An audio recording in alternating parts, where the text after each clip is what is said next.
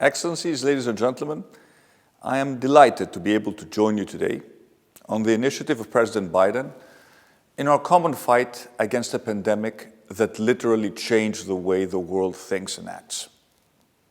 COVID-19 may have struck indiscriminately, but its impacts have not been felt equally by everyone.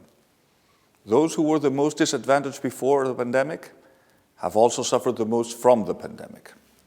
We must therefore intensify our efforts to expand access to safe and effective vaccines everywhere.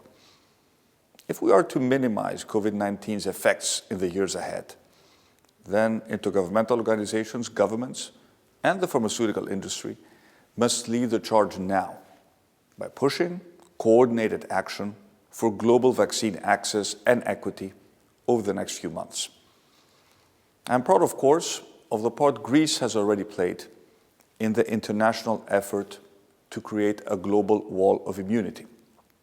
From Ukraine to Rwanda, from Libya to Jordan, we have donated 1.3 million doses of vaccine so far, with 1 million more to follow in the coming weeks.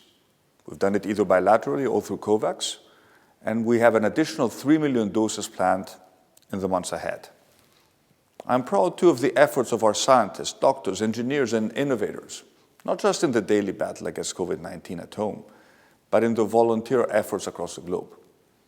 Brilliant people like those behind the design and patenting of a low-cost ventilator for manufacture in countries facing acute oxygen shortage. Ladies and gentlemen, if this disease has taught us anything, it is that in today's interconnected world, we cannot act alone.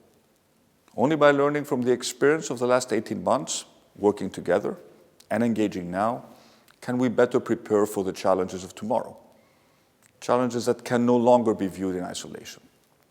This is why a One Health approach that recognizes the link between people, plants, animals, and their shared environment, and brings together organizations and stakeholders from different sectors, is vital at all levels of policymaking.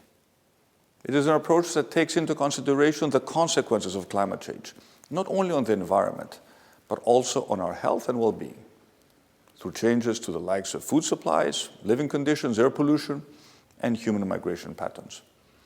It also realizes a threat that antimicrobial resistance, AMR, poses to the incredible progress we've made in modern medicine. Progress epitomized today by our fight against COVID-19.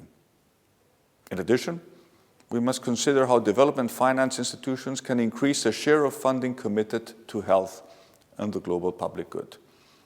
The establishment of a global health board can and should be part of the answer, fostering improved coordination between governments and international bodies on health, economic, and financial policy making. As a global community, we have suffered unimaginable loss in this pandemic, but we have also scaled new heights in research and development and scientific achievement.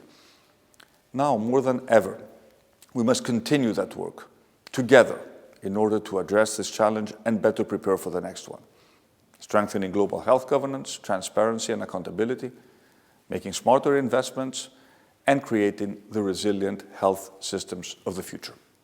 Thank you.